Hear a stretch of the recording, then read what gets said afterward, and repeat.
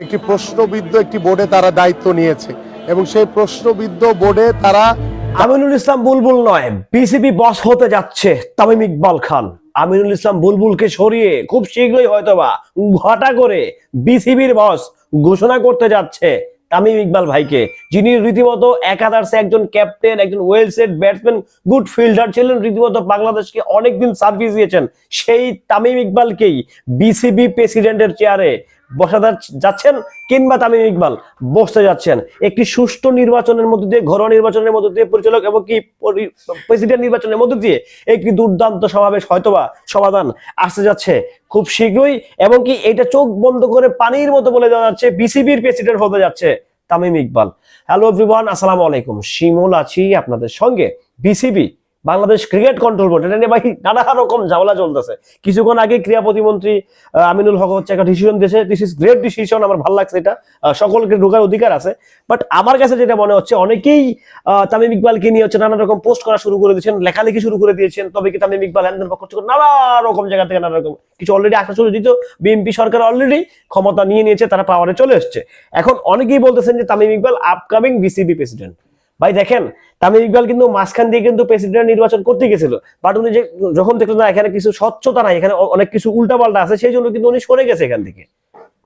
ওকে, তামিম ইকবাল কিন্তু সেখান থেকে সরে গেছে। সো ওনার বিসিবি প্রেসিডেন্ট নির্বাচন করার রাইটস আছে। এখন আপনারা অনেকেই বলতেছেন যে প্রেসিডেন্ট নির্বাচন করে তো উনি পাশ করবে না কেন? উনি একজন জাতীয় দলের খেলোয়াড় ছিল, ঠিক কিনা? উনি বাংলাদেশকে অনেকদিন সার্ভিস দিয়েছে, সো বিসিবি প্রেসিডেন্ট ওনাকে মানতে তো অসুবিধা নাই।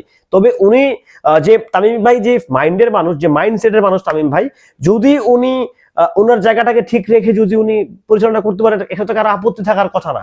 আর তামিম ইকবাল ভাই যে মানে আগামী দিনের বিসিবি প্রেসিডেন্ট হবে, সেটা তো আসলে আমরা বুঝতেই পারতেছিলাম, তাই না? দেখেন, মানুষ সবসময় কিছু পাইতে হলে কিছু দিতে হয়। তামিম ভাই কিন্তু শুরু থেকেই, সে 5ই আগস্টের পর থেকে কিন্তু যে দলটা এখন ক্ষমতায় আছে, আমাদের বাংলাদেশ জাতীয়তাবাদী দল, যারা 17টা বছর এই গণতন্ত্রের জন্য লড়াই করে আসে, সেই দলটার পিছনে কিন্তু ছুটে গেছে। তো সেই জায়গা থেকে নিশ্চয়ই উনি কিছু পাওয়ার জন্য গেছে। তো এখন যদি উনি বিসিবির পদটা পায়, উনি তেমন তো না যে জুড়ে বসছে বিসিবিতে, রাইট? উনি তো ক্রিকেটেরই সন্তান। তামিম ভাই সেদিন বললো যে আমি ভাই যা পাইছি আল্লাহর মতো, যা দিছি, যা পাইছি আল্লাহ যা দিয়েছে সব এখান থেকেই পাইছি। সো সবকিছু মিলে আমার কাছে যেটা মনে হচ্ছে, অবশ্যই তামিম ইকবাল আগামী দিনের বিসিবি প্রেসিডেন্ট হওয়ার যোগ্যতা রাখে।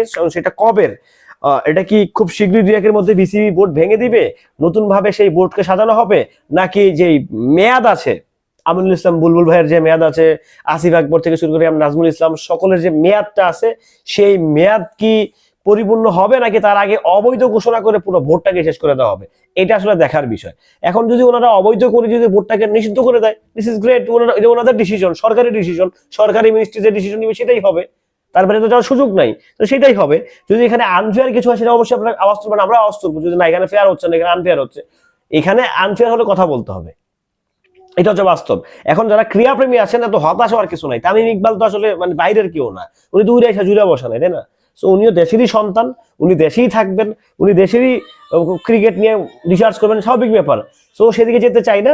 তামিম ভাই যদি আগামী দিনের বিসিবি বস হয়, অবশ্যই ওয়েল ডান, অভিনন্দন তামিম ভাই। আমরা চাই আপনি ক্রিকেটের হালটা ধরেন। ভালো থাকবেন সবাই, সুস্থ থাকবেন। ভিডিওটি কেমন ছিল অবশ্যই কমেন্ট করে জানিয়ে যাবেন।